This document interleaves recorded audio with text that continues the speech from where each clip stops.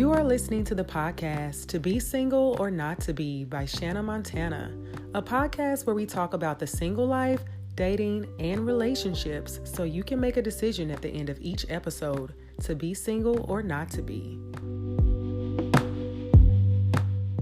Today's topic is manifesting the love that you desire. And I feel that this is a very relevant topic for a few reasons. The first one would really just be because I've begun to see the word manifestation thrown around a lot on social media in 2019. And for one, I'm not sure people even know the power that whole word holds, what it means. So I think that's one important reason to kind of educate the listeners, but also because we are at a day and age where some of us have reached an age or a stage in life where we want to settle down, and we just want to be sure that we are setting ourselves up to get what we truly desire in this thing called life, along with love to go with it. So based on that info, I wanted to bring in some special guests who I know can blow our minds when it comes to this subject matter. So starting out, we have some ladies who've been on before and some who are new to the podcast. So here in Nashville, we have Miss Janae. Say hello. Hey, hoes. Okay. And in Louisville, we have Miss Danielle. What's up, bitches? All right. And from the Tri-City, we have Miss Keisha Kesh. Hey, honey buns. Yes, and we have Miss, last but not least, Miss Heather. Hey, you all. All right. So we're going to cut right to the chase. And I'm going to ask everybody just a really general question. And I'll kick it off because, I think this allows for some transparency. Why does love matter to you in your life right now? And I want to really set the stage because we're going to be talking about love and manifesting it. So I think it's good for our listeners to kind of start thinking about, why do I care about love right now? And some of them may not, but I'll start by saying love matters to me because, I would say 3 out of 4 days I like sleeping in my bed like a starfish. But the other, like, was it 2, 3, 4, whatever number I came up with, I would like somebody there to, get on my nerves because that's what these niggas gonna do. So I think that I'm at a place where I really want to, I want to share this life to some extent, but I'm a work in progress. My accountability partner, Danielle, on here. She knows, at one time, honey. Yeah, I'm struggling with accepting love and new people in my life. But I think that it matters to me because I'm just at a place in life where I have been done wrong. I've had my relationship awakening where I know how I need to be treated right. And I'm ready to allow somebody to do that. Yeah. So somebody else, why would you say love is important to you right now? This is Heather. I'm going to just take it, to a nice, biblical, wholesome way to say it. Because if not, I would probably say it don't matter. But, I truly believe that is God's perfect gift. And we give it daily. Now, when it comes to relationship-wise, it gets milkied and murkied around because of expectations and unrealistic communication. But it truly, when we give it unconditionally, honestly, I think that love is such a great gift. But unfortunately, a lot of people don't give it with true honesty. And I feel like honesty is unconditional love. It's the way you say things and communicate. But so it might not matter to some people because of the way that it is given. But when it's given unconditionally and honestly, and sometimes, honesty is, people can't accept that, but that's their own problem and trauma. Right. Love is, love is, they have to work through it. Yeah, exactly. Yeah, this is Keisha speaking, and I'm echoing Heather.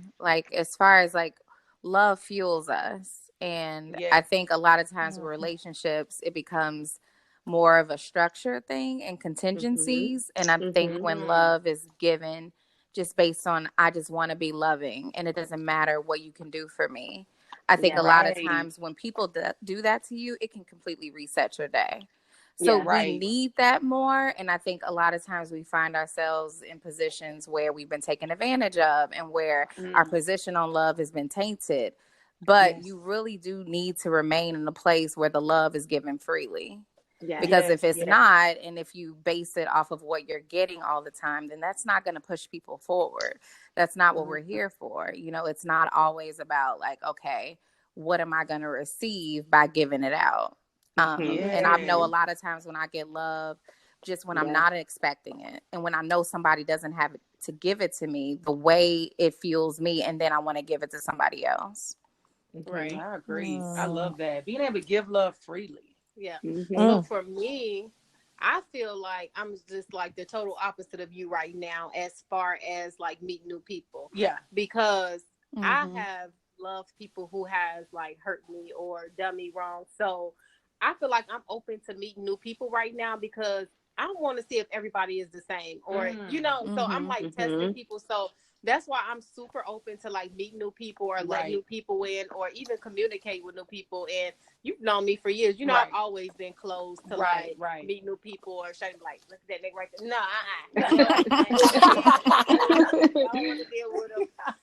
Not today, say. But now, like nowadays, I'm like, hey, what's up? How you doing? Because I feel like I'm in a place where I'm in a transitional stage in my life where I can't allow new people in my life and be okay with seeing what you about or seeing what traits and qualities you have. Because like I said, I've let people in my life who have done me completely wrong, who I've been butt loved or, you know, like from anything, from talking to me crazy, calling me anything but my name. So why not accept anybody new just to see if all these niggas the same? Are all you niggas the same? Right.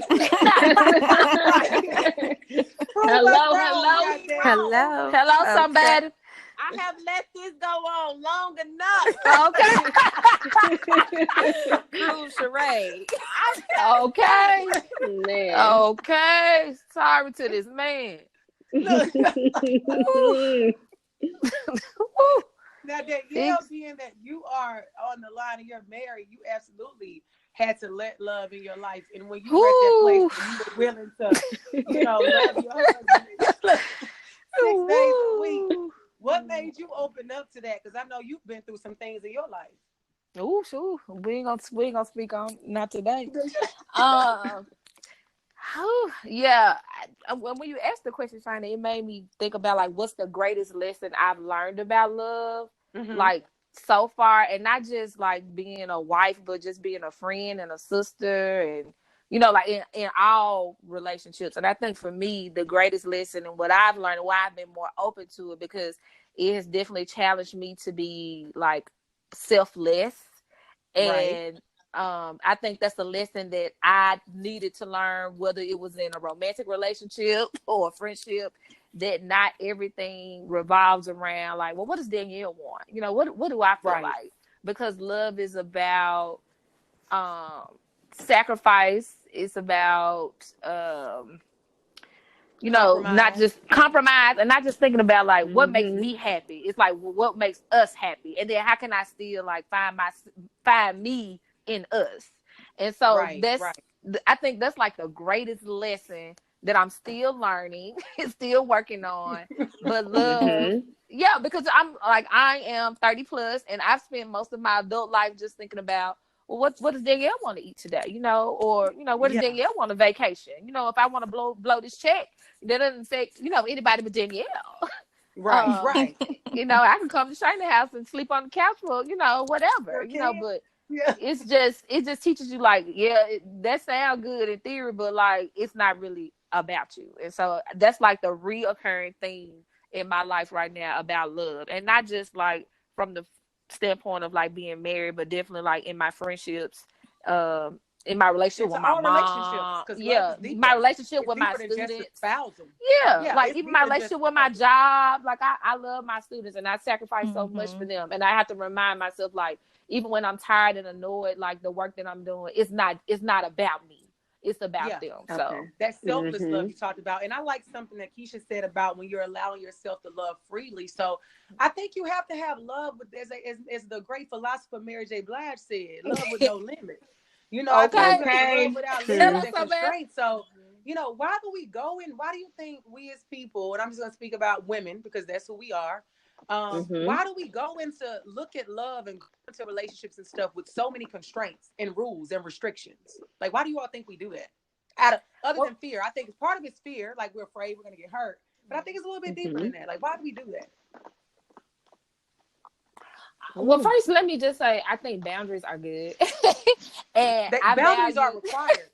Yeah, and I value rules and expectations, but I do think that women go into it because you have been hurt. Or maybe, I know for me, like, I haven't seen healthy examples of, romantic love in that way. You know what I'm saying? Like, I haven't seen, like, how do you, create that, but not have, all these rules or unrealistic ass expectations. Like, I haven't seen that. And so I think it's to, like, guard you, or you're trying to guard your heart so you don't get hurt. Mm-hmm. And so let me create these unrealistic systems to navigate. So there's no way you could be successful. Because I think women have this fairy tale expectation of, like, how it's supposed to be.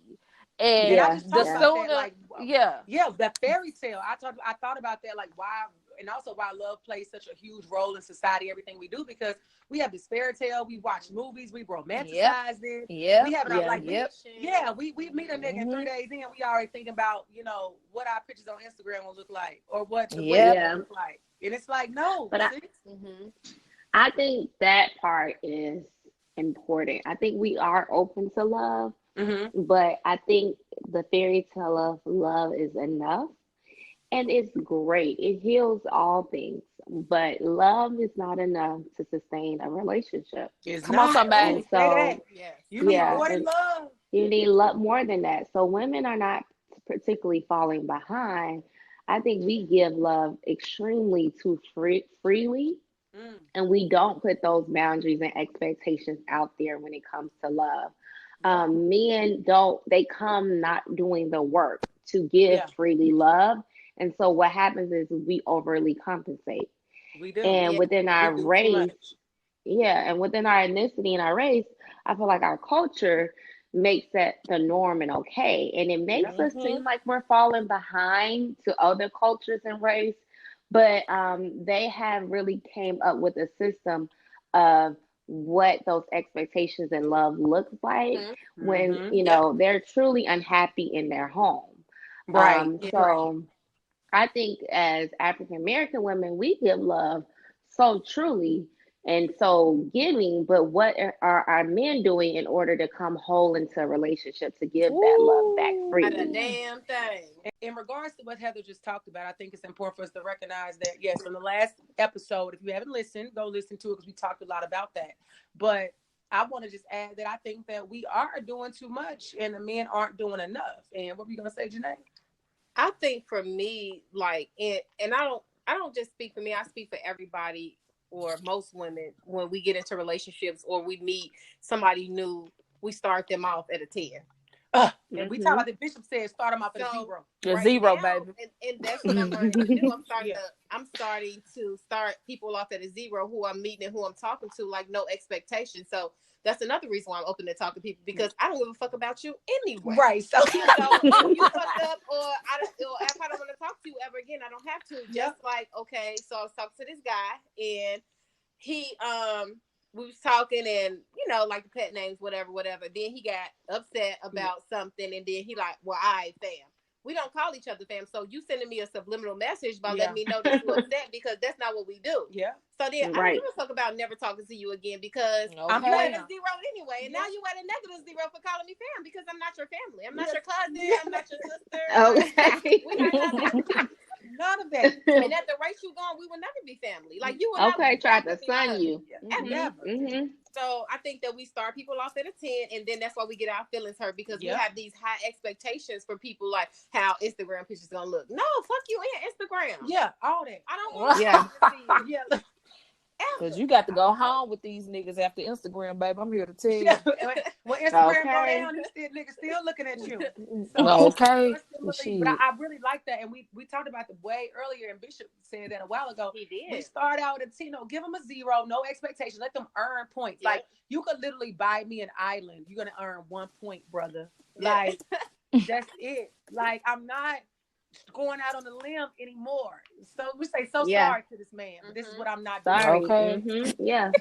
Like, you have to show me something. Yeah. At some point, it's just like, okay. Love is not enough. Yeah, it's not enough. Or even communication or just pet names or whatever the fuck y'all do. I don't give a fuck. Yeah, I don't care. Yeah. I don't care.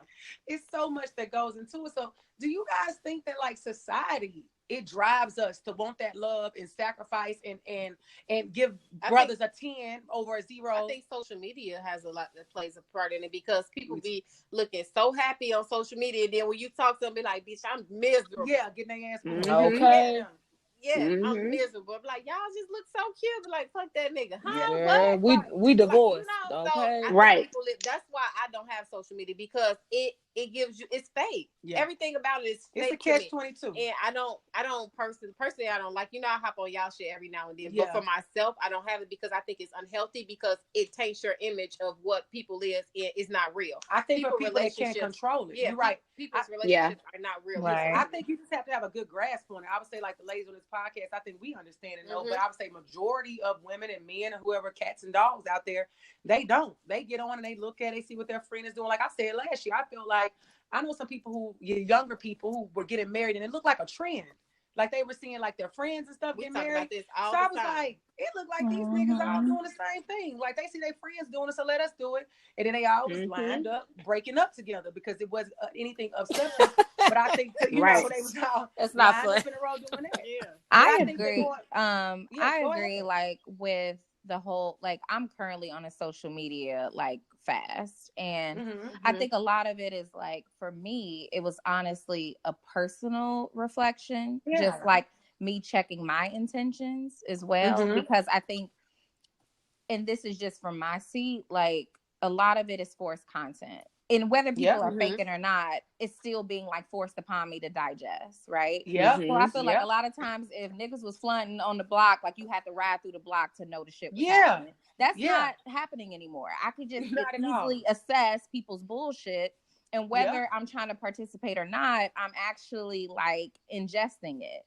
And so that was my issue. And then I'm like, how much am I actually participating as well? So I'm like, even having a new baby and things like that, I'm like, I just don't like the fact that people can really, and I think also as women, just having a certain mask of just where people can't figure out everything. They can't piece it together, and I think we've kind of lost that allure where people, like if somebody's really interested in you, they actually got to search for your ass. They actually got to find you. You know what I mean? Like they like research, like what's she like, what's she into? Like you can't hit on Facebook and see all my favorite movies and whatever. No, if you're really about this life, you got to research it for real. Yeah. So I think the accessibility sometimes makes it seem as though it's very easy to kind of get in your good graces, and it's fake. You're right. Like it's just a sample. It's just the appetizer, and it's what I put forward, but that's not really like a 4D image of who I am.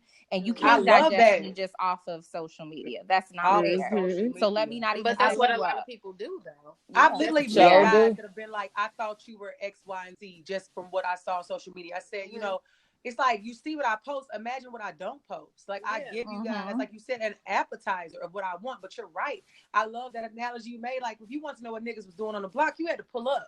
Now you just open up the gram and everything's right there. And I'm from Chicago, so I'm pulling up. Oh okay. I'm pulling up. Show mama in that cookie. Yeah. Right. Okay. I'm with it. I love it. So I think that it's society has driven us to, and that might be another reason why we kind of struggle with love, because we have these falsified images. We've given so much for a lot of people. We kind of, I think all of us kind of give an appetizer, but there are women who give the full meal on Instagram. Everything, literally, everything. And so that's kind of taken away from the suspense or the mystery of what you have to offer. So that kind of takes something away from it. And I think that something Heather pointed out earlier, she said about it, us knowing, are we falling behind in things? So that brings me to question, as women, I think some people may say some of us have fallen behind in the race. For example, I would say I'm 35 and I am single with no children. So according to society, quote unquote, they may say I'm behind, but I think that I'm right on course wherever I'm supposed to be in my life. So what do you think we have to do in order to stop looking at it as a race? Because I used to be, I think we're so used, we grow up attaching ages and accomplishments to one another. You know, we've all grown up saying, I would have had a house, the dog, the kids, this, that, and the third by this certain age. And then if it didn't happen, you know, we might have been disappointed. But I think as we've grown older and wiser, I know for me, I no longer attach an age to anything, to any accomplishment. You know, you look at, was it Ava DuVernay? She didn't film her first movie till she was like 40 something. And look at her now. So I'm not going to attach an age or anything to an accomplishment. So what do we have to do to stop looking at love as a race in this society? Oh, you have to write your. Go ahead, go ahead. Because I truly struggle with this because all of my friends are older than me, and so you know, I felt like they were accomplishing things that I was so behind in. But I truly think that when you go through experience and you learn from them, then you will not continue the pattern, the behavior of thinking competitively to society. You know, a lot of people be like, I experienced so much, but did you learn from it? Or I keep going through the same thing over and over again. Okay, but what did you take from this so that it won't happen again? Now that I've experienced things, I've experienced love, I experienced abuse, I experienced all these things. It's like, honestly, I'm going to live in the present moment of love. Right. And when I'm living presently in love and not having any expectations that like I have to hit these markers, I'm actually a happier person because, you know, we all say we want to get to heaven, but I don't know what heaven looked like. All I know is what this life looked like that God has blessed me with in this moment. So with him in control of all of this, I'm going to live it daily the best that I can without the weight of what other people are saying that I need to be doing. Because truly, when you're trying to run that race, you're going to find yourself really miserable because you're with somebody that maybe you don't want to be with, but it looks good. Or you're at a job that might make a lot of money, but you hate it, you know, or you're driving a car that costs so much that you just really want to get rid of it, but you're just trying to make people think you're this. I'm not into none of that. Like, if I'm truly doing it, it's because of what I like and love. And if I'm ending it, it's because it did not make me like or love it. And I don't owe anybody an explanation on that part. Absolutely. Amen. Ditto. Amen. Okay. Woo, we and are I was free, honey. Okay. Like, first of all, I'm so sick of the damn narrative. I think the narrative alone is killing all of us. First of all, I have so many Black women friends, and none of them are fucking the same. And that's the problem. It's like they try to lump us and think like we're all like this type of person or this way. And it's like I know women that are married, that are single, that are in corporate life, that are like hippies, that like a little bit of everything. And it's like, get to know a nigga, like for real, because it ain't all the same, and it's not one size fits all.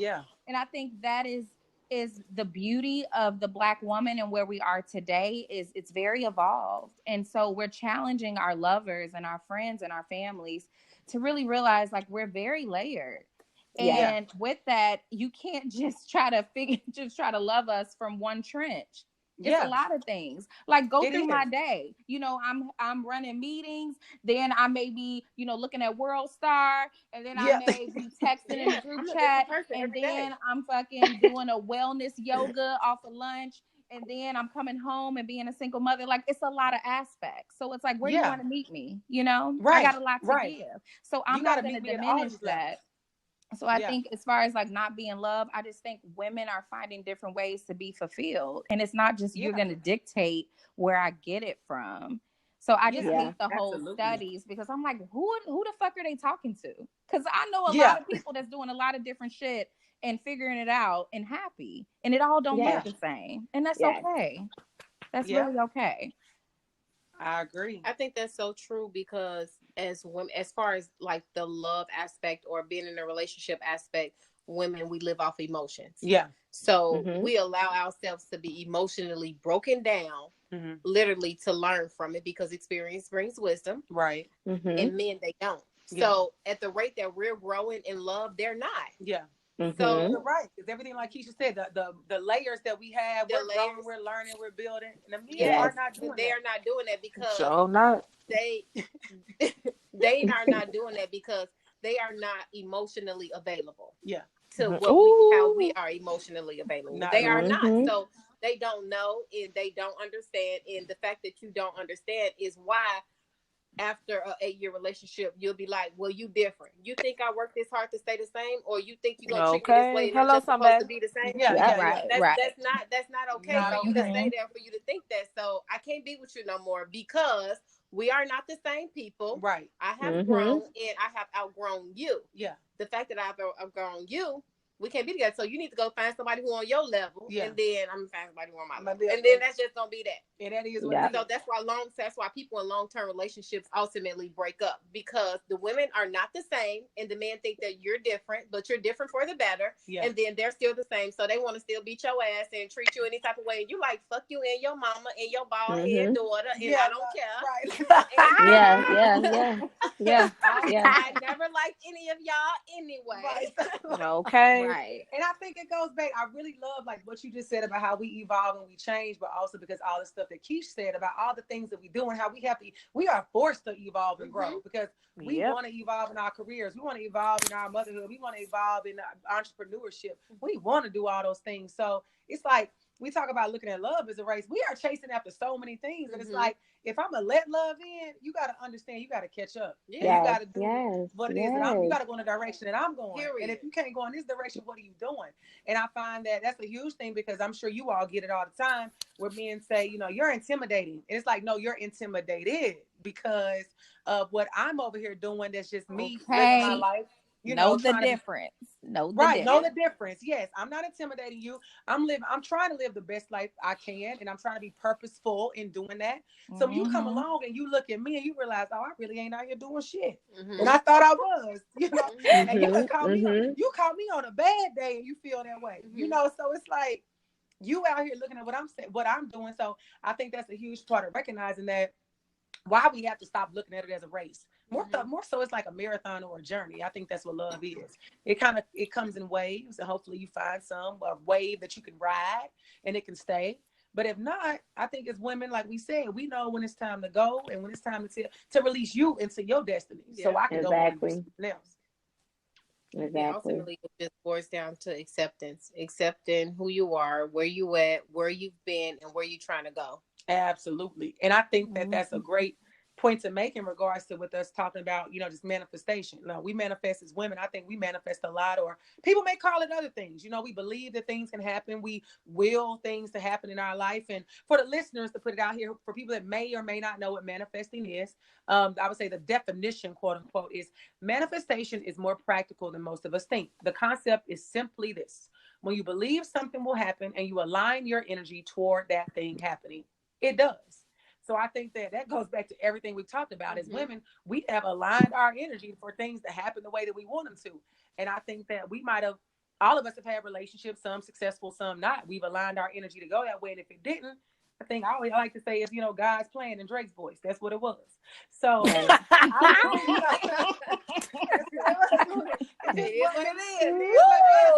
what it is, man. So when it comes to manifestation, I'm going to throw this out here to the ladies in the podcast. Have you ever tried to manifest love in your life, and did it work in your favor? And I know I got some Yes, girl. Okay. It worked in my favor, sis. I just got tired of these streets. I gave these streets up. I'm a retired hot girl, baby. Yeah, I am a retired hot girl, honey. I think I like to say I manifested and prayed. But I also took time off from like dating anybody just to see like what the fuck is wrong with me that I keep attracting these same type of bum ass niggas. Like, what is it about me? Because that's another piece. Like, women don't have no accountability in it. Like, you just think, no, like, sis, like, what is it about you that keeps allowing this type of behavior to go on? So I took some time off and did some work on myself. Like, I got in therapy, and that probably, I know that like changed me for the better. And I was able to do some work and figure out like, okay, these are the things that I need to work on. So when this person does come, I can come to this person as a whole happy individual and not be expecting this person to fix me or fill voids because your happiness, like your partner is not responsible for your happiness like you are. Right. And so I manifest. So by the time I did this work, honey, like 2016 was just my year. Like my line sisters was laughing at me. That was like, stop saying you go. I was like, y'all think I'm playing? I'm going to be engaged by the first of the year. And like, I'm not even playing. Like, and by that point, like me and my husband had started dating. I had like, and then literally like later on the next month, we started talking or dating or whatever the young folks call it. Shit, I don't know. But I manifested, I prayed, but I also, like I said, I did the work. I got my ass in counseling. I looked at some stuff that I needed to work on, and not just looking at me. Like I looked at my family structure. Like what are some things that have happened in my childhood that could pop up, like in a relationship, or like what are some things that have happened in my family structure that could prevent me from being in a healthy relationship. And it really, really helped me hone in on toxic stuff that was going on in my family, and basically tell family and other friend relationships, like, fuck you, like, I'm not doing this, and I don't really care about family is family. Yeah, and it made me be unapologetic about, like, writing my own story and not being held to these terms of, like, this is what is expected of me. Like, I told my mama, and I tell her, hey, my 34 and your 34 not the same, sis. I appreciate, I appreciate what you did and the struggle. Love you. Thank you for look. I'm standing on your shoulders. Thank you for clearing the path. But my 34 and your 34 don't rock the same. It don't rock the same way. It doesn't. Look, like I'm here. Look, Danielle is running because you walked. I appreciated you, but it just looks different, and like how me and my husband, how we do marriage, it looks different. Like there's nothing you can tell me because you weren't in a successful marriage yourself for how not to end up where you were, So you just have to be unapologetic about it and ask for the things that you want and be detailed. I wasn't even hung up on like, this is what I want him to look like physically. I was like, this is the shit that is important to me. I just want this nigga to be attractive. Like, let this nigga, like he can't be Flavor Flav. But like I just need like I just hold on, we're gonna get to that. We're gonna get to the specifics in a minute because that's my problem. I'll be out here trying to manifest. You out here looking for manifesting Chris Brown and Mac West and all honey. You need to look, girl. No ma'am. No ma'am. Nah, I did it and it worked for me. You got some work to do, sis. I got some work to do. I gotta do my work. I'm still doing that. Get your ass in counseling. I'm in denial. I ain't going to therapy. Go ahead. I'm like the black mothers that had babies in the 80s. I'm in denial. That's all I'm saying. That's what's wrong with I know. That's every black mother I know, baby, that got an 80s baby. You're in denial. But you know what? I'm gonna definitely like agree with that. Like everything you're saying, it may not be a Chris Brown per se, but I think like when we think of manifestations, it's like people automatically think of the wish list, right? And it's not about the wish list, it's about setting boundaries. It's like for myself, this is not what I want. Because sometimes I think even in dating, something may present that looks good and it may be a nice person. And that's what I've dealt with, but it's not for me. And that's okay. Yeah, exactly right. And I think the more you're in tune with what you're willing to bend and where you're not willing to bend. And if I say, I want them to look like this, I want it to feel like this, I want it to taste like this, that's okay. And can't nobody disrupt what I really am convinced gotta of. be edible. Yeah, so, gotta be edible. Okay. If I want it to be, a little salted caramel, whatever, ain't nobody gonna try to give me, some Rocky Road. I don't know, but you get it. Not like, Rocky Road. So you gotta eat that keto. Maybe I look like banana pudding. But that's what I was more like. Anytime I've manifested something, I was convinced of what I wanted, and I was unthinking about it. So with that, I'm like, cool. This can pass me because I'm like, that's not what I wanted, and I know how I wanted it to be. Right. And so until that looks that way, then that's when I will arrive to that. And so even in relationships, it's not about the narrative of what it looks like or whoever. And I think with men, it's more like, especially with women, it's always like, who's asking for your hand? Who wants to date you? Yeah. But I think when you move it from a position of not who is just presenting itself, it's more of like, what do I want?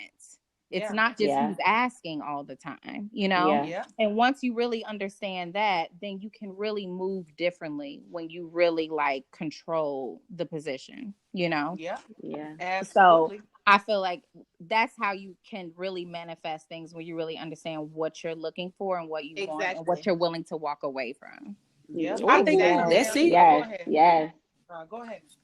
And for me, that was the total opposite. And that's why when I was trying to manifest something in my life as far as a relationship or love, it did not work because I was not clear on what I wanted, or I was not clear on what I thought I wanted. I thought I wanted this, that, and the third, and that's not what I wanted. And I truly believe that when you manifest in something as far as a relationship, when you're already in a relationship and you're trying to manifest something for that relationship, that other person has to want that too.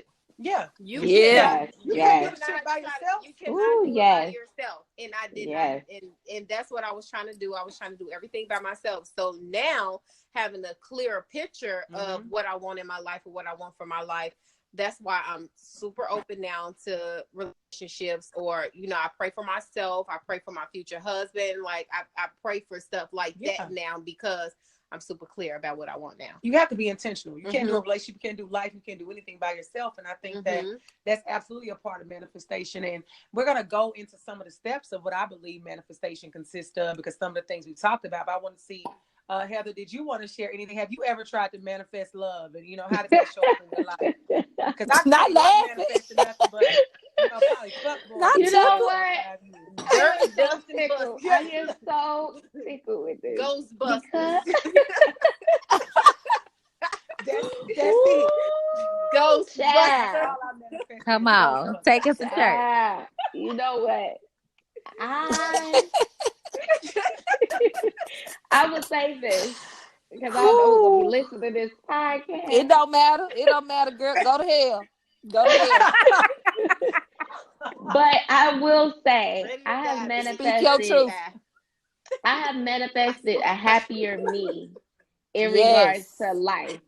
And I think, you know, piggybacking on what everybody else says, as you manifest like a happier you, your expectations of people are very clear. Yeah. So it's like, I don't play any game now with life. Like, I can live without anything because, right. Okay. I can live without anything. Nothing is contingent on my happiness now, because I don't give a fuck about nothing. I can live without a fuck, nigga. You really, like I can manifest with God and trust in Him all of these things again. So like, don't get it twisted. Okay. You know what I'm saying? Like, right. Don't get beside yourself. You can be replaced. Yes. I can manifest another you, nigga. Okay. Yes. Everything. Everything I can manifest again, because that's how my faith is signed up for. And at first I thought things and people made me happy. But I truly manifested a happiness within inside myself. And so nothing is in control of that happiness besides God, you know, and me. So it's like, okay, this roof can fall in tomorrow and I will be like unshakable, I unmovable. can relate. I literally had recently, in like 2 I almost shouted. I had a whole car accident. I had somebody come pick me up. I went and got my other car and went to the party I was going to. That's my level. I was like, I got insurance. Let's keep the party going. Okay. Because I was up the rooftop waiting. Like, where you at? I was like, come on. God is just that good. Like, ain't that good? As long as I'm alive, honey, I'm manifesting. What you said. And so that reincarnation. Okay. Come on, prophetess. Come on. Said a whole word, honey. What I think is step one, and what Heather is saying, that I think when it comes to manifestation, the first thing is you have to love yourself and know yourself and have a covering over yourself, like Heather just talked about. I know if I have the covering of God and I'm good, I'm happy, that anything is possible. You know. Okay. So I want to ask you all, when it comes to the first thing, especially for the listeners, step one, in order to manifest anything, whether we're talking about relationships or anything in life, You got to first love yourself, because you're not going to be granted something else to love on if you don't love yourself. So right now, what would you all say that, self-love looks like for you? And I think that I'll start by saying, for me, it just looks like being at peace. And I talked about this a little bit. If anybody watches this, follows me on Instagram, saw for my 30th birthday, I put something out that it said that, money's great, but how are you on the inside? How happy are you? And when you do that filter, that check on your happiness, and I look at around me, if there's any area of my life that I'm not happy about, what do I have to do to make sure that the scales stay even? So it's like a daily check, and I think about, I literally had this thought the other day. I was sitting there and I was like, what is the one thing, mind you, I don't have kids or anything, and I'm single. I was like, what's the one thing I'm most worried about right now? And the one thing I was worried about, why I forget to cut my damn TV off every night before I go to sleep.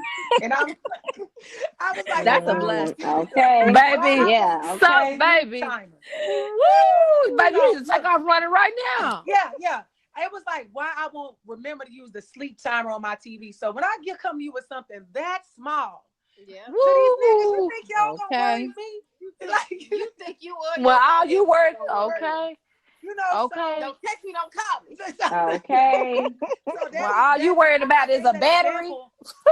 Girl, a double A battery. Yeah, it's like the level of worry I have. I'm not gonna allow somebody else to come in and mess up this happiness I have for myself. So for you all, what would you say right now? What does loving yourself look like for you right now?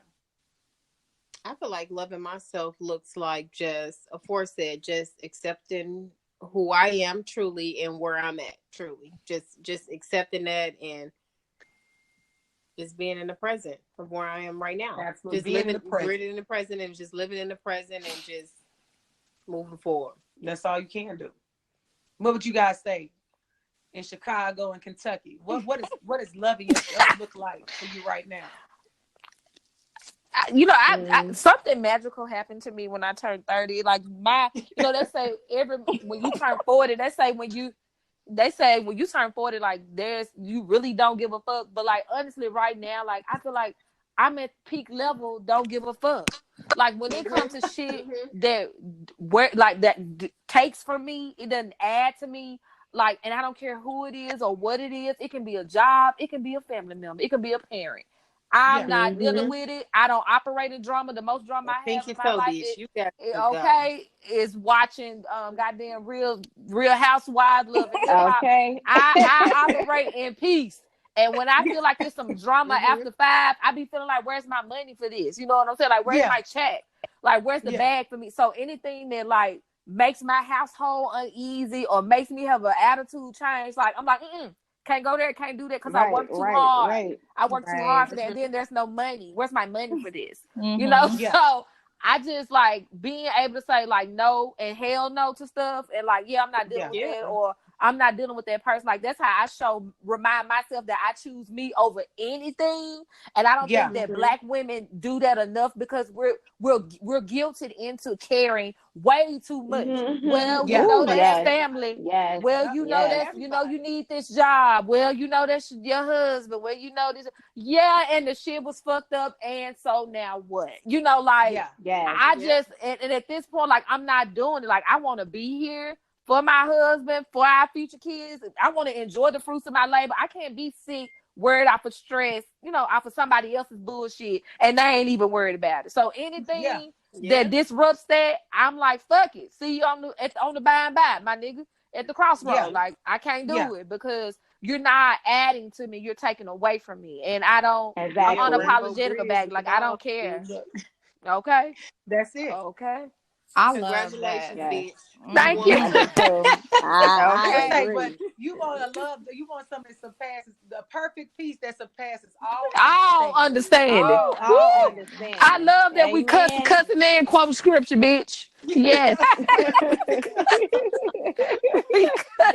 Cussing and giving scripture. Baby. Throwing money on the altar. Okay. Bring your tithes. You said I done let this go on long enough. Yeah, this is when I'm serious. Because when you can start getting, and then you have to train people. And then the people that's crazy and toxic will start to call you crazy. No, Oh it's yeah. something wrong with you. Yeah. You're going through a Why? transition. You Yeah. always Why have you an not answering attitude. my calls? Why you not answering the phone? I Why you miss not? talking to you. I don't. No, you I don't. don't miss it. No, I'm good. no. Because I Yep. know what you calling me Yep. about. So I think Yeah, that I is know what one, it making is. sure that the step one is Do not disturb. Okay. Okay. loving Moon yourself. crescent So is I up. love that. I Okay. love everything you Bye. said. Full So I think moon. that It's a full Full moon on beaches on my new phone. moon. Okay. and also A new hashtag moon. Mercury retrograde starts tomorrow for anybody. Bitch, So this what? Let me episode, get. I'm finna stage right now. I'm so glad you said that. the episode is not going to air until Monday, so we'll be about 5 days into it when you listen to this. But at that point, look it up if you don't know what Mercury retrograde is, because it's very real. Whew, let me gear up, and it Jesus. absolutely touches on manifestation. So it's crazy that we're recording this tonight, and retrograde starts tomorrow. Whoo, what is it for Virgo? What's going to happen for us? Let me know, sis. Retrograde kicked my ass the last go round. Baby, let me tell you something, bitch. I left Mercury retrograde last time looking like Wanda, baby, on holiday hard, honey. I can't be going through. Ooh, I've let this go on long enough. I can't go through it again. Oh, my anxiety just went up. Ooh. I'm so sorry. So the first thing, so that's the first one, loving yourself. And I love all the examples that I gave and that Sims gave in regards to what you have to do. The next thing is, I think it's something we can all relate to. And I think people tend to get away from this, but I'm a person that loves to write, coming from a literature background, is we have to write it down and make it plain. Write down everything that you desire in a relationship and a partner. I'm a big person that journals. I journal my thoughts. I journal what I want to manifest. I just journal everything to get it out, because for me, for my personal life and planning, if I don't write it down, it don't really exist. And so I have to get things out on paper, so what do you all think about that? Do you all partake in journals, or how do you go about making sure that you write down the things that you envision for your life or your relationships to make sure that that's what you want? Because it's something about writing it down that makes it real. You know what? I used to, and I'm getting back into doing it. I have like a prayer journal, and I would write a lot of things out in that journal. And I kind of shied away from it this year a little bit because life just took me for a wheel, doing a lot of things. But I'm like recently got back to it. And I will agree with you to write everything down, or at least speak everything that you want. Right. And make sure that when you're speaking it, because sometimes I would be foolish. Like, of course, I ain't gonna meet nobody that ain't got no kids, so I ain't gonna ask for that. But baby, y'all better ask for everything that you have to say, everything that you really, really want, because it's nothing that's too little for God. You know what I'm saying? So it's like God can bring you things that are far bigger than your imagination. But we put everything in a very little bottle. So my list is going, of my life now, I'm taking it more personal, more serious, because it wasn't God who had the problem with giving me that. I was just being, asking for too little. They say, sit around I saying, read about, you got to pray elephant prayers. You got to pray prayers. Hello. That big. You got to ask for hello. Elephant. We have the small minds. We think that, right. why am I ask for all that? I think, why am I ask for Chris Brown? Well, okay. I mean, let me tell you, he might not, he'll give you what's best for you. He knows that part. But certain things that we can't bend on and move on, it's crazy to me. I do therapy now. I hear so many people tell me they bend on so many things, and then they wonder why they're seeing me. Yeah. And it's like, you knew this was a hard no, but you got so caught up in the illusion of this relationship, this career, this whatever, and you never came back to this list and this plan that you knew you needed. So, I do think that you need some type of pathway, and you need to be coming back to it. I sometimes go through my journey and be like, wow, God answered that prayer. I'm blown away. Right. Okay. Just to remind yourself, or I said I didn't want this and I did it anyway, and look where I'm at, So you have to keep up with that path and that plan, however you do it, put it in your phone, record it, whatever that is, so that you can make sure you're staying the course. Yes, absolutely. I love that, Heather. And I'm gonna like echo that too. Because when I had my son and like when I was going through postpartum, I felt like really isolated. Mm-hmm. And I purchased a 5-minute journal. It's like on Amazon. And I saw it on like a lot of blogs where it kind of helps you kind of set your day from a place of gratefulness. And it's really simple. And you write in it in the day and it kind of says like, what am I grateful for? A couple of things. And also like, you know, what am I looking forward to make today great? And then at night you assess the day, like what was amazing about it. But then it also like goes into what could I have done to make it better? And I think like sometimes we're so like focused on the deficits, but sometimes you need to honor that pain. You need to honor like ways you've messed up, because that's where the true learning comes from. Like if you were excelling everything and everything was amazing, then how would you grow? Because growth is uncomfortable, you know? So I think as I was in a place where I was evolving into something that I was really uncomfortable with because I didn't really have a roadmap, because nobody does, you know? You have to figure this out as you go. But it's honoring even the places where you do have deficits. And as you know that, you can really honor that because, and the thing is, I think like we're all walking around with some type of pain. And in some ways we want to figure out how to, you know, you think, okay, pain, how do I medicate it? But pain necessarily doesn't mean medication. It's saying what you need to pay attention to. So it's not trying to bury it with other things and trying to fill it with relationships or trying to feel some narrative or trying to reach some goal. It's like, no, pay attention and really stay with that thing and figure out why. And then how daily you can combat that and really understand like what got me there.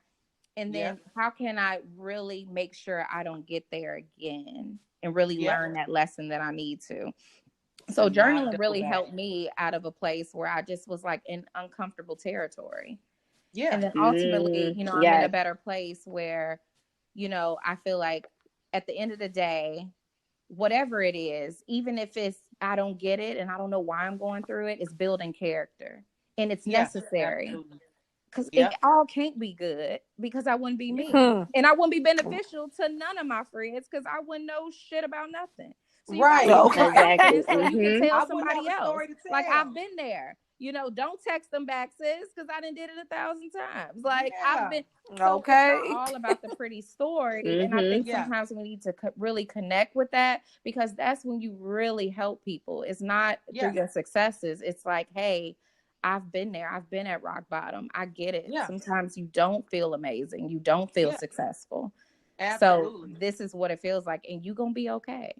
You always gonna be okay. I think that's where the podcast stemmed from. To be single or not to be. I'm like, I've learned too much for this to just sit inside of me and not share it with somebody somewhere. I'm like, somebody can listen to this shit and hopefully they'll learn the lessons that it took me till 30 plus to learn. They'll learn it sooner than I did, you know? So it's absolutely true what you said. Somebody has to learn from the pain and the journey, and hopefully we all can come out on the other side. But I love that. We have to find ways to, and I like that journal you said where you write down, you know, your intentions for the day, but then you assess the day at the end. And I think that's something that I want to start doing. And even in regards to, you know, say if you are working to manifest the partner and you're putting that work in, or you have somebody in your life, you can even assess, you know, how are things, say if that's not you're not in a relationship yet. You may be able to write down and assess, you know, what's going on with you guys, what's going good, what's not going good. Is this the person for you? Take a real look. Don't think just because I have a brother sitting next to me that's, you know, I think is going in the right direction. Assess his ass too to see what direction we going in. And I think you ultimately have to do that on a regular basis. And I think the next thing would be something I read about this said in regards to manifesting. It said, feel it into existence on a regular basis in a healthy way. Think about what you would desire feels like. And that stood out to me because I think one of you mentioned this earlier, but it's like, for example, we always, I think, tend to easily just veer towards the physical.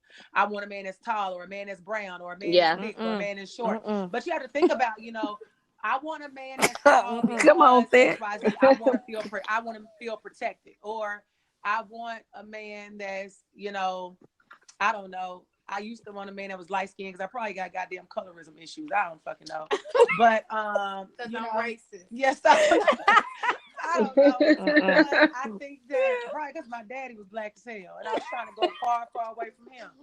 So I think that we have to be able to look at those things, to look at, feel what it is you want. And I know somebody said in one of the other episodes, we talk about the physical, and we talk about I want a man that has money or this, that, and the third. But something one of my guests talked about, she said, I want a man that makes me feel loved. A man that makes me feel like he wants to be there. A man that makes me feel secure. And it was like, I hadn't even thought about that shit. Because people could say I love you all day. And then their actions could say the opposite. They may feel like I pay the mortgage, I pay the bills. That is showing you. Yeah. No. Right. It's much deeper than that. What is. can your actions say to make me feel loved, to make me feel protected, to make me feel secure, to make me feel like I'm a priority? Yes. I think that, what do you guys think about that when it comes to think about what we should feel like, the feelings that come into play? I feel like the first thing is the main thing. Are we just talking about in regards to love with the men or just in anything? Okay, well, however you want to put it, it's fine. I think that the main thing in our culture that I want the men to hear me on, and I pray that they're listening, is to do the work to be secure and whole going into loving a woman. Yes. Because what I see right now is it's a lot of anger with the black men in regards to the black woman because of, unfortunately, society. So the things that happened in the 80s and the 70s and even in the 90s and the 60s that have directly affected us being able to have relationships. And while women are going to do the work, men have not. And they bring that into the relationship, and they have so much anger and resentment towards black women that they are restricted in loving us. They are so restricted in loving us that, usually we are overly compensating for that love. Absolutely. And we, so black men have to go in and do the work. It's an outcry from us to say, like, unfortunately, this is why we are losing in it, and why it's not so much that white women are, more loving than us. That's not true. Not at all. But what they do is they fake a lot of their roles and love and things like that. Baby. Do. Yeah, and so they are literally, they're literally saying that they love you, and then they're telling their friends that they hate you, and they're like, he's so stupid and all of these things. Whereas the black women, we're going on and we're trying to heal this person. We're trying to help them manifest love that they don't even have because they technically can't stand us because of their relationship with their mother. And I'm gonna give y'all a perfect example. Yeah, do it. Here's a perfect example of a man not doing the work and then leaving it up to the woman to fill the void, to make them feel a certain way. And this is why I say your partner is not responsible for your happiness. And that these men, you have to do the work to figure out, like, why am I doing this? Instead of putting it all on your partner to be like, figure it out, bitch. You need to do the work. Yeah, exactly. I don't know who's not watching Love and Marriage Huntsville, but if you ain't, you need to tune in. Even if you watch the last, talked about that. Yeah, the last 10 minutes. And Martell, I want to get a sock full of nickels and beat both of their eggs. Because even if you watch the last 10 minutes of the latest episode, the fact that this man verbalized in therapy out loud in front of cameras and said that, I think that, if it wasn't for her, or wasn't for me, she wouldn't be who she was today. And I think people need to know that. And the therapist had to tell him, I think you have this unrealistic expectation to be recognized because maybe somewhere in your childhood, you weren't recognized. So you need to go back and do the work. And you need to figure out who didn't recognize you in your childhood and why you put this unrealistic expectation on your wife to make up for all of that. Why have you put that on right. her? That's a perfect example of not of you somebody not doing the work, of a man not doing the work. But Like, see, like, listen, why do I feel Danny, this you way? are hitting on Textbook something. And narcissist. Yes, this, yes. That, though. Yeah. this Oh is yeah. my They done lost their issue. Like with motherfucking mind. people today, Martell done lost his fucking mind. I had I to watch this can't shit several deal times. with like people. The fact is, like with Martell, and that's my issue too. It's like, and with social media, if nobody fucking knew about it, would you be the same person?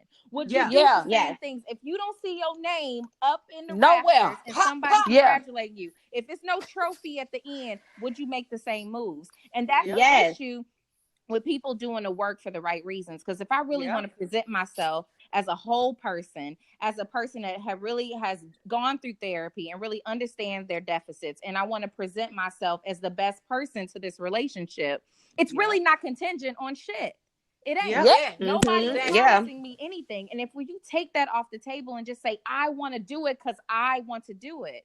And if you think about even in a work setting, I think about as a manager, some of the best people you can have working under you is not the people who do the job. It's the people who want to do it. And they want to make you look good. And they arrive with that passion. You can work with that shit all day. But if I'm just giving you the directives all the time, but you don't have a heart for it, the work comes out says, I'm going to examine your heart. And that's what you can't get on social media. You can't get that nowhere else. And that's where that feeling comes from. Yeah. That man that wants to love you. Fuck loving. It's the actual intent to do so. And not only ace the test, but go above and beyond. You can't build that shit in. Like, you get some have bonus to points, do nigga. that. I can't want that for you. So until you want to go, you want to run this race and kill it in every aspect, then you're not the one for me. Because I'm going to give you a reason to quit. I'm absolutely, you know what I'm saying? And that goes both ways. But it has to be something where you want to go beyond the call of duty. What have I done for you? Yes. Yeah. In the words of Janet, what have I done for you? What have I done for you? Congratulations, hold on. you helped the bitch out. It's one more layer to this Martell and Melody situation. I just need y'all to get into. Like, I need y'all to get into the fact that he also hit her with that, like, he talked about the recognition, but the fact that he didn't see it, like, if your wife is looking good, like, we are a team. We are one. A win for you is a win for us. Like, if DJ is recognized, I'm ecstatic, like, I won the shit. Like, I'm so excited. My nigga did this. That's my nigga. Right. Like, look at my husband. Like, I am. Okay. Like, I'm in the audience. Like, baby girl, you're clapping too hard. That's my husband. Like, no. So, like, the fact that he couldn't even see that a win for her is a win for them was also disturbing. Because did you think that when you got married, like, all of this was going to be all about you? Like, did you feel like her sole job in this marriage was going to be to make sure that you were safe and secure and whole? He did. And that you felt like you got your, like, pat on the back, good job. Like, her sole job is to make sure that your needs were satisfied. So much so that you felt that she wasn't doing it enough, that you went out and cheated. Yeah. And not only did you cheated for 2 years, like, get into the narcissist. It's something fucking wrong with you. You should have been in therapy 20 years ago. Like, get into the manipulation of, like, well, I did it because you weren't cheering. You weren't cheering hard enough for me. So I went out and got a bitch who could be a cheerleader. Like, I went out and got a bitch that could cheer all day. And again, like it don't matter. If that like, shit he was could have brought and none of this shit matters, and he would have still none of it matters. Like, it don't matter. It'll never be enough because he hasn't done the work. If you want to see a textbook case, honey, that last 2 minutes of that episode, that shit make me throw tomatoes at my TV.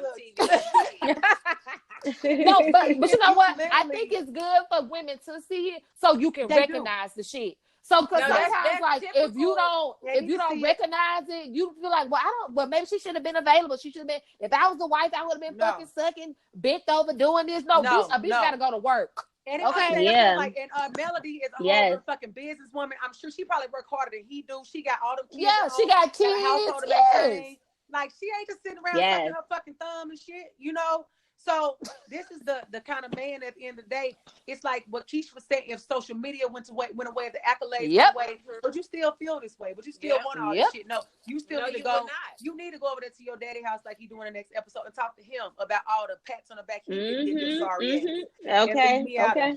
Yeah, but he's a true definition of a gaslighter. Yeah, and a narcissist. Yes. And also the Red Table Talk has a new episode coming up on being a narcissist too. So make sure y'all tune into that. So I think that is a great one to go into for the next step for manifesting. I think you have to have an awareness of a lot of things. Ooh. You have to have awareness that one, you're going to face challenges and obstacles. But you have to get back to what it is that you want. And you're also going to face hiccups when it comes to things, but also have an awareness of what you do not want. So you have to be aware of people like the Martells of the world and know that you may be trying to manifest someone that may show up looking like a shiny nickel physically what you want, but then you realize 3 conversations in or less, oh, he wants something else. He wants somebody else. You cannot force somebody to fit into, you cannot force, let's say, a circle into a square.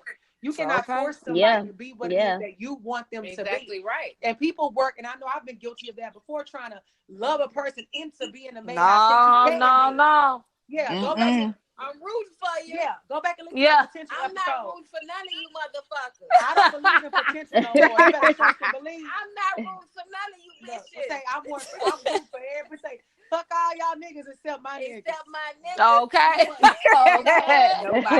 Nobody. Okay. Okay. Somebody said play a fly said it. Okay. Somebody said play a fly said it, baby. Nobody needs nobody. I'm here to tell you. That's a word. I'm gonna preach that song. Nobody needs nobody. Okay. Okay. We decided several episodes ago we cannot do anything with potential. So you cannot potentially show up and tell me anything or what you could be or what you could say, what you could do. It's all about the action. So we have to have an awareness of the action, but we also have to, I want to say on the flip side of it, that no one's perfect, including us. So you have to be able to balance to know that if a person has just an opportunity, something small they could change, like maybe they talk with food in their mouth. Maybe y'all can work on that. No, I cannot. You're out of it. We had dinner. You got food on my motherfucking shirt. No, I cannot work with that. Do not.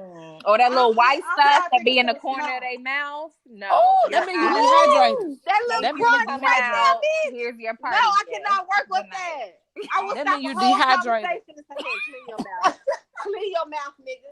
Nasty that mouth, means you are dehydrated, baby. If you got that white stuff in the corner, you're not getting your water intake. Your water intake. Drink up, baby. Okay, you need to carry to the conversation because he got a little food right there. You need a Nalgene. Y'all tell me this. What? I can't even talk. What is an example of something small that somebody can work on? You missed the button. I think you missed the button. Something small that you can work on is like your if you got a nigga that likes to wear buddy, like if a nigga can't dress, like I can't dress. Like, baby, oh no, you not like come with me looking like rest in peace. Like if you like to wear your work khakis, you like to wear your work khakis to the club, we can work on it. Right. You beat my ass. Or like damaging my car or being on the news or like being a serial cheater or Chicago car cracking, like just you being on the like if you on the child molestation website, you a registered sex offender. Right. No, like that's like a no can do. If you don't take care of your kids, like I'm really not fucking with you. Right. Like it's just some shit at this age. I can't look past. But your khakis and your Buddy Lee jeans, I can fix that. I can work with you. Danielle, right. Danielle, congratulations, bitch. I can't. Well, honey, let me tell you. In the words of my grandmama, just keep on living. Keep on living. Okay.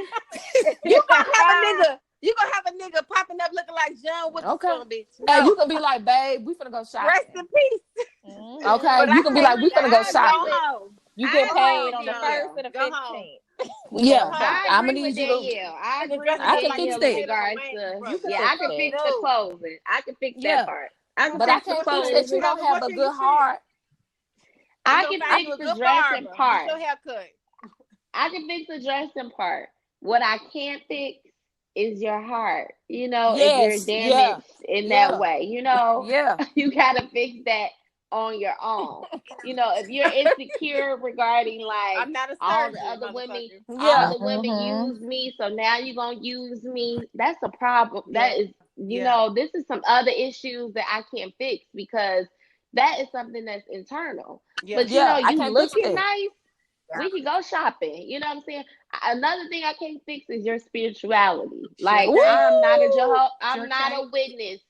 Yeah. You already gotta come with some type of openness for spirituality. If you Mhm. are an atheist, this is not the place for you. Right. Yeah. You know what I'm Yeah. saying? Sorry to this man. Yeah. Right. And I'm trust so me, I sorry, have dated man. people that said they didn't believe in God. And you know what? I It should have showed. exit stage left. Yeah. Like, thank you. Have a good day, sir. Your heart Yeah. is black. Oh, You know? woo! Like, Good day, you sir. know, Thank you for coming out. so yeah, I can fix those things. I can even fix like, small things in regards to like I'm trying to work on my credit. Yeah. I don't have now you can't have a 300. Now Yeah. Yeah, not no. that's rebuilding, like that's build That's but building. just like I need to know how to make better investments. Yeah. I see you doing this. I never had a credit card or something like that. Yeah. What do you think is the best option? See, those are things, I can't fix, you are attached to your mom and Yeah. you don't want this and this. I see those things I can't fix. Yeah. So, Yeah. I think you those are know, great examples of things. So yeah. basically, you just have to have no fixable that are reasonable and things that are not. Yeah. That goes back to those standards and requirements and those boundaries, because some things are going to be a hard no. So I think that goes Yeah. right into the next thing we have to look at. One thing is to let go and stop coming from a place of lack or tolerating things you do not deserve or desire. So a question I have for you all: how do we stop going into new relationships afraid of the past? Because that's one thing with me, because I've been in relationships that just did not work, that history. And so it almost makes me afraid to some extent to give somebody else a chance to hurt me the way my previous partners did. So how do we stop going into these things from that place of fear? Because that's a part of it. We have to let go of that fear. What do you all think? You just have to give everybody have a new slate for everybody. Like you can't, cause you'll miss out on your blessing holding a nigga accountable for some shit that he ain't even do. You know what I'm saying? Like you Yeah. trying to guard your Mm-hmm. heart and make sure you don't get hurt, and you ain't even gave this man a fair chance. And Shina is your accountability partner. We talked about this earlier this week, so I'm That's super true. proud of you for That's true. incorporate this Mhm. question. You won't even give that man a chance because you still like, nah, because last time I gave a nigga a chance, this what happened. Like you can't have it both ways. Like you can't say I You gotta want be love, open. but Yeah, I you gotta also be gotta open. protect my heart and not be open to it because I don't want to be hurt again. Like inevitably, Right. like your partner DJ will hurt me in some way. I will hurt and disappoint him in some way. It's just, what is that hurt? And am I willing to deal with, and can I get over it? Like you will be And something you disappointed. said Like you're before, gonna be Sim, hurt. was it's not always hurt, it's moments. We have to look at it that way. It's just moments of pain. It's not continuous. And you have to make the conscious decision to move forward, especially if you're gonna stay in it. I hate a motherfucker that want to stay in some shit and then you want to complain about some shit a bitch did 3 weeks ago, or I did this 2 weeks ago. I can't believe you did. Are you still in that place, sis? Well, I'm only gonna stay. I'm being in this place with you for so long, and then after that, you're gonna have to make a decision. So, you what gonna shit or advice get do off the you pot. have to give these people?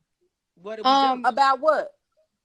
Just staying in that place for 3 weeks. Either they gonna get over it or leave them motherfucker It's something wrong alone, with you. what? For somebody that want, if you can be mad at somebody, if you can be mad, I agree. I agree. if you have the you got the energy that it takes to be mad at somebody and show, especially when you live with a motherfucker, like that is very exhausting. Like after a while, like the energy that I'm putting into like showing you that I'm pissed off, I don't want to talk to you, I didn't put this same energy into talking through whatever that thing is, because like it's uncomfortable. It takes intentional effort. Know how to communicate though. You got to find the right one. So how do you? Well, you got to find the right nigga. You got to find the right. All nigga. men are like that. You got to. That's why you because see, in my relationship, it's me. Right. It's me. I'm the one that doesn't want to communicate. I am the ice queen. I would look through you like glass. I won't talk to you. I'd be like, sorry to this man, this woman never knew you, and we could have a whole history. Like, that's me. I cannot talk to him for 2 or 3 days, but that's not healthy. That's not life. Like, I don't want to go to bed mad at him. God forbid he don't wake up the next morning, or I don't wake up the next morning. You know, that's not good. That's not right. And we live in the same house. So like, what do I need to work on? Why am I like that? Why can I go around not talking 2 to 3 days to my husband? Well, that's because when I was little, guess what? In my house, we didn't talk about problems. Some shit happened. It may have been quiet for 2 or 3 days. Then, you know, on the 3rd day, Jesus rose with all power in his hand, and everything was all right. Come on, you know, but that's not something that I'm trying to repeat. I'm not trying to repeat that cycle for my family, because it's not healthy. Nothing gets resolved. Right. Yeah. I definitely like agree with you, Danny, and like what you're saying too. And I've struggled with this in the past with relationships, is that I was expecting something that I was not emulating. You know, the fact that I wanted someone to be open and be, you know, communicative and be vulnerable, and I wanted full disclosure and everything, but yet I was closed off. So I think a lot of times it's really assessing, like, can you be what you expect? Yeah. And so sometimes you may have to be that example in order to curate that environment. If you want peace, if you want loving, if you don't want someone going upside your head, well, are you going upside his head? You know, and a lot of times we don't talk about that, but you really have to like say, like, this is what I really want. And not only am I expecting that of you, but I'm holding myself in contempt to also be that towards you.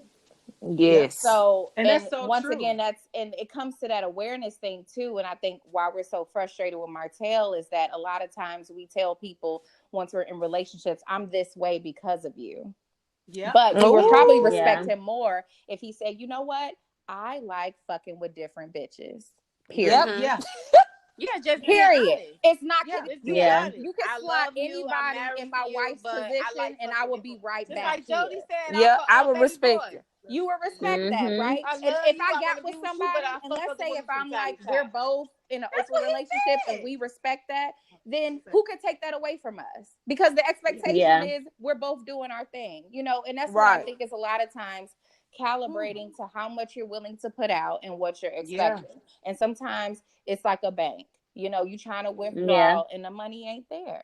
It just ain't, and it ain't gonna appear. It's not. So it's like really understanding what you're working with. Is this an IRA? Is this like, you know, card decline, a savings account? Is this a prepaid card? Like, what are we doing? You know, and like understand what you're willing to put out as well, because you're not going to get more than what it's worth. You're not going to get more than a listing. You're not. You're right.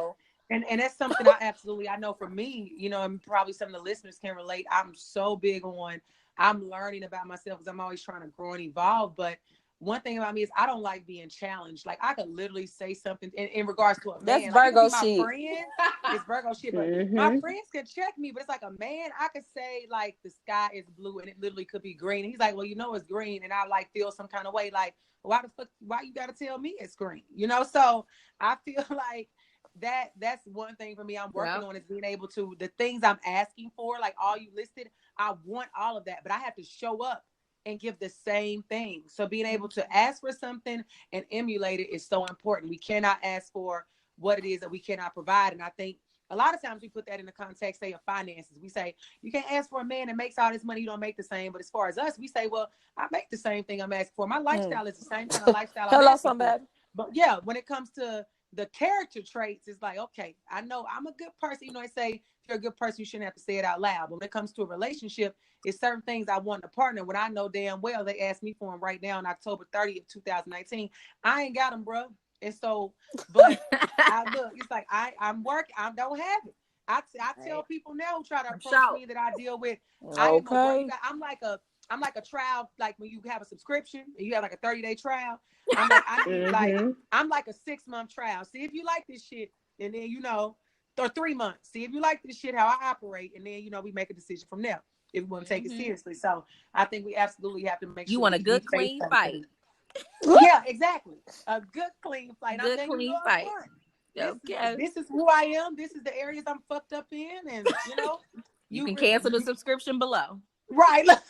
Yeah. You can cancel that motherfucker early, because if you make it to that 3 months, then you gotta pay up. You gotta ante up, brother. So let them know what it is. So I think we definitely have to own that and make sure we aren't coming from a place of lack. And then I think one of the last things we have to make sure that we do is that we have to be clear about the results that we want, but we also cannot put a timeline on it. Like, you cannot try to manifest things and say, I want a man by Christmas. It'd be great if you have one, but that's literally like 2 months from now. One, you're probably not gonna know that man well enough to be saying he's your man. Bring him around a family. Yeah, bring him around a family and stuff.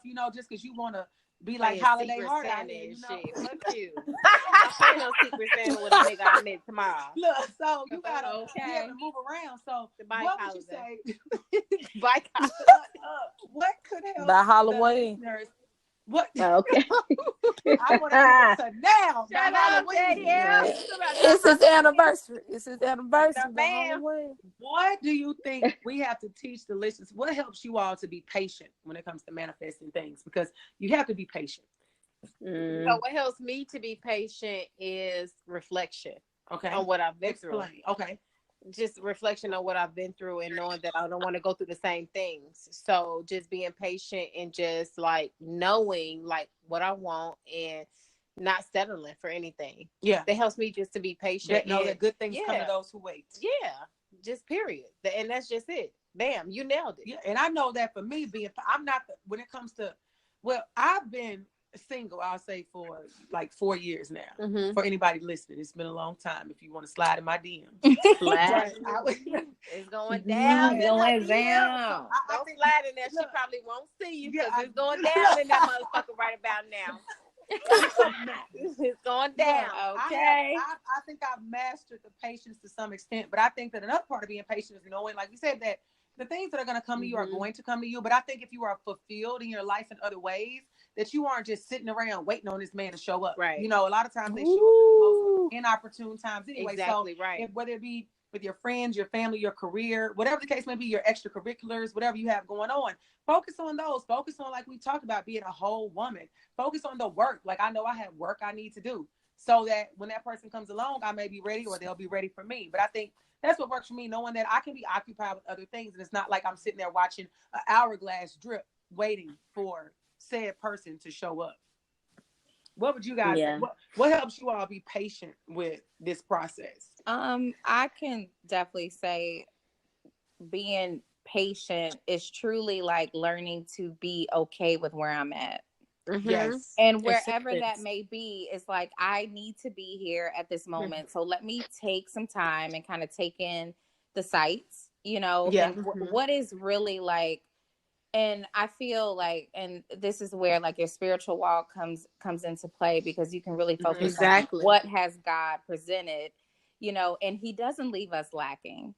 And even if it's not necessarily you're in a relationship, like love is all around you. And I find the best love, it's from my friends and my family, and, even now having a child, because it's just, a lot of that, when I think about I love my friends, I just love their company. They don't have to bring anything. They don't have to give me anything. I just love who they are, And however and in that, it's so freeing to give of myself, be vulnerable, share my secrets, because it's not contingent on if somebody's paying the rent or not, Right. So I think in some ways appreciating the free love that you can give and the people that just love you for who you are, and talk to them. Sometimes it's a good assessment too, to look at yourself through other people's eyes. Right. And really understand, like, why do they have you around? What do you bring to the table? Right. And as you kind of build up, what is the purpose of why you're in people's lives, and how do you bring joy?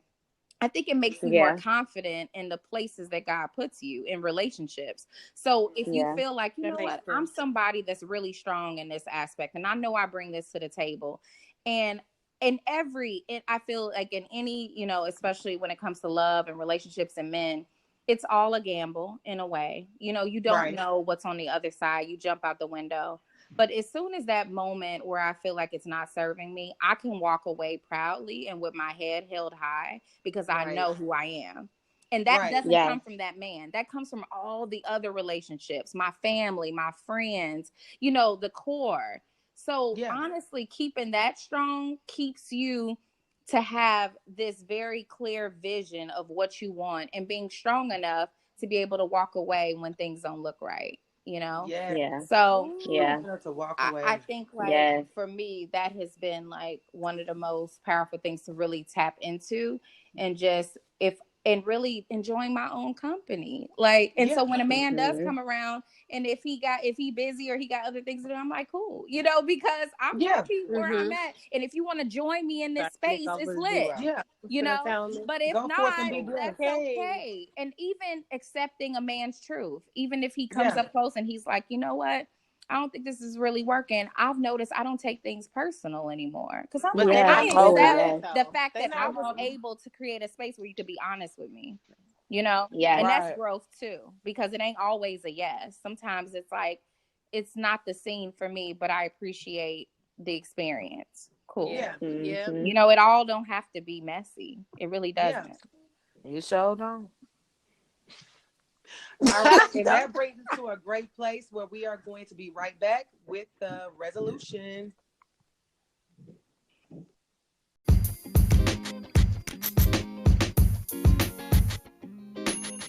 So for today's Living Single question, we have it here. So the question reads, I have been in a relationship with my boyfriend for 2 years, and the whole relationship he has been very upfront that he wants to have a threesome. I am not okay with this, but the more he asks, the more I put serious thought into it.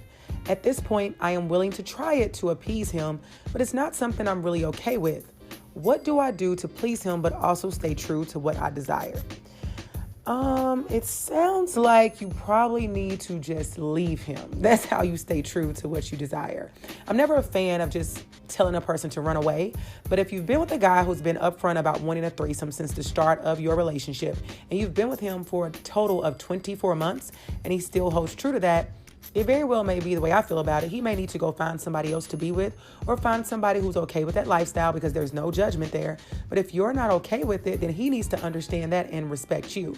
So it sounds like respectfully, you need to find a new boyfriend, sis, because that's not it. Because there's no way that if you've had serious conversations with him about why you're not okay with that, and he continues to disrespect you, because it is disrespect to me, if he continues to disrespect you by bringing it up to you that he's serious about wanting to do it and not letting it go, and not, you know, hopefully not doing it on the side, because if he's that adamant about it, I don't know what he may be capable of doing. But I really just think that in order for you to please him and stay true to what you desire, to please him, you have to let him go, release him into his destiny to be with someone else who desires to do that. And then you have to find somebody who respects you, who values you, and who honors what it is that you say you want in a relationship in order to get out of there now. So ultimately, sis, if you are not okay with a threesome, and again, no judgment to those that are, but if it's not for you, that's not your thing, that's not your ministry, you got to let him go and you have to walk away. So be sure you guys send in your Living Single questions to my DM on Instagram at Shanna Montana, or you can inbox me on Facebook at Shanna Montana as well. And we'll be right back with the rest of the episode. So this brings us to the resolution segment of the podcast. And on this segment, what we want to talk about is a quick roundtable to discuss what do we feel that we have to do in order to fix this issue of manifesting the love that we desire. Keisha, what would you say? What steps do we have to take as like a final, seance for that? In my opinion, I feel like in order to really like hone into what manifestation means, it's not necessarily what you're trying to bring into your life, but what you're trying to omit. So I think it starts with honesty from yourself and knowing who you are and where you're at, and really learning your deficits, but then also understanding how are you valued and what do you value about yourself. So it starts with self-love, and with love, and once you love and appreciate something, you protect it. And so with that, you build the boundaries that really create the environment to welcome what you're manifesting. So and that's been my personal journey, and I think I can actually create an environment where what I really want can actually grow. So first understanding my value, and then I can welcome whatever comes and accept and walk away from what doesn't look like what I really need in my life. Ooh. Definitely that That's self-love huge. That's piece. huge. Mm-hmm. That's huge. Mm-hmm. What would you say, Danielle? What do you have to do? I think it's important to like remind yourself like what's for you won't miss you.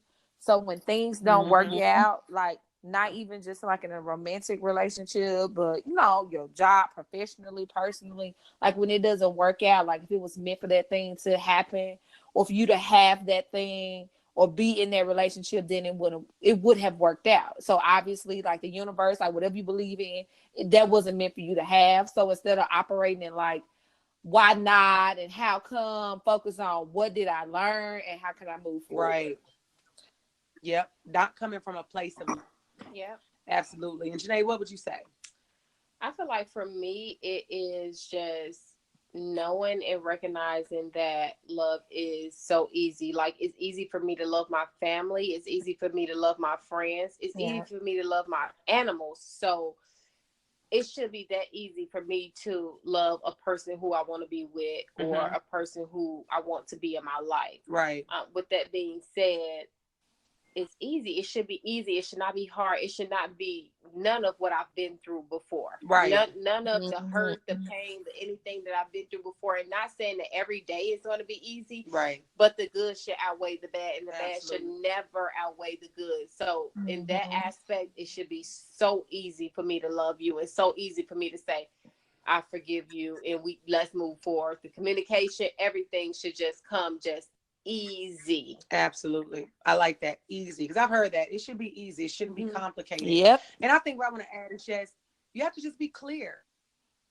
Being easy, clear about the love, clear about not coming from a place of lack, clear about your intentions, clear about the work you need to do, clear about the partner that you desire, clear about the awareness that you want to have in your life for the things to come to you. I think once you gain that clarity, you can add all the things that we've talked about.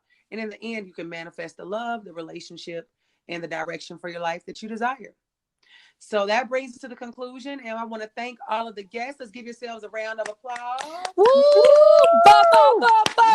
Give it up for yourself. Yes, yes. Give it up for your So beautiful self. tonight. So beautiful. Give it up. So I want to thank you all for coming on to the podcast. It's always an honor and a pleasure to have my best friends on the podcast with me, and we will be right back with the Montana Minute.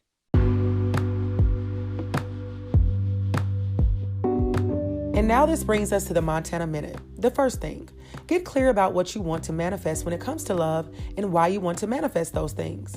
You have to be very intentional and direct to get what you desire. The next thing, understand that manifesting the love you desire is also about manifesting the self-love that you need to have before you enter a new relationship.